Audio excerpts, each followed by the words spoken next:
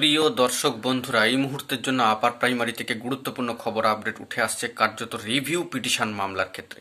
অত্যন্ত গুরুত্বপূর্ণ চাঞ্চল্যকর সংবাদ। বন্ধুরা, এই ভিডিওতে সবটাই তুলে ধরছি, তাই আর্জেন্ট ভিত্তিতে ভিডিওটাকে কিন্তু আপনাদের জন্য ক্রিয়েট করতেই হচ্ছে। তো ভিডিওটিকে শেষ পর্যন্ত ওয়াচ করবেন, কোনোভাবে কিন্তু স্কিপ করবেন না, চ্যানেলটিকে সাবস্ক্রাইব করে সঙ্গে থাকবেন। চলুন আমরা কথাবার্তা না বাড়িয়ে মূল আলোচনায় চলে যাই।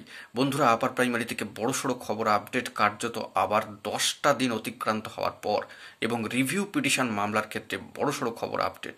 হ্যাঁ বন্ধুরা, ঠিকই শুনছেন, রিভিউ পিটিশন মামলার ক্ষেত্রে অন স্ক্রিনে আপনারা দেখতে পাচ্ছেন যে 20 জানুয়ারি 2025-এর পর থেকে আর কিন্তু কোনো স্ট্যাটাসের রদবদল হয়নি।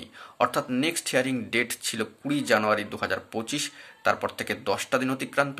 আজকে জানুয়ারি মাসের শেষ দিন, তৃতীয় কাউন্সিলিংয়ের শেষ শিডিউলের দিন, আজকে 31 তারিখ, 31শে জানুয়ারি, কিন্তু আজকের ডেটে দাঁড়িয়ে এখনও পর্যন্ত নেক্সট হিয়ারিং শিডিউলে কোনো কিন্তু রদবদল আসেনি।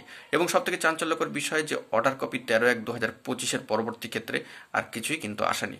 রিভিউ পিটিশন মামলার ক্ষেত্রে নেক্সট হিয়ারিং ডেট 20 জানুয়ারি 2025 কিন্তু ছিল কার্যত, সেখানে আর কিছুই রদবদল কিন্তু লক্ষ্য করা যাচ্ছে না মহামান্য কলকাতা হাইকোর্টের ডিভিশন বেঞ্চে 11 নম্বর কোর্টে। তো সেই দিক থেকে পরবর্তী ক্ষেত্রে আর কি স্ট্যাটাস উঠে আসে সেটা আমাদেরকে লক্ষ্য রাখতে হবে, কারণ একেবারেই মাসের শেষ, জানুয়ারি মাসের শেষ। আগামী মাসে কিছু ফলাফল উঠে আসে কিনা বা কোনো স্ট্যাটাসের রদবদল আসে কিনা সেই দিকে আমরা লক্ষ্য রাখছি।